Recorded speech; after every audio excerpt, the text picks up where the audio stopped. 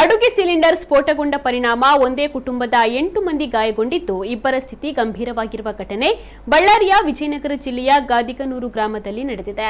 ಮನೆಯಲ್ಲಿ ಎಲ್ಲರೂ ಮಲಗಿರುವಾಗ ಬೆಳಗಿನ ಜಾವ ಈ ಘಟನೆ ನಡೆದಿದ್ದು, ಸಿಲಿಂಡರ್ ಸ್ಫೋಟದಲ್ಲಿ ಒಂದೇ ಕುಟುಂಬದ 8 ಜನ ಗಾಯಗೊಂಡಿದ್ದಾರೆ. ಗಾಯಾಳುಗಳ ಪೈಕಿ ಇಬ್ಬರ ಸ್ಥಿತಿ ಚಿಂತಾಜನಕವಾಗಿದ್ದು, ಆಸ್ಪತ್ರೆಗೆ ದಾಖಲಿಸಲಾಗಿದೆ. ಸಿಲಿಂಡರ್ ಸ್ಫೋಟದ ತೀವ್ರತೆಗೆ ಮನೆ ಕೂಡ ಸಂಪೂರ್ಣವಾಗಿ ಕುಸಿದು ಬಿದ್ದಿದೆ.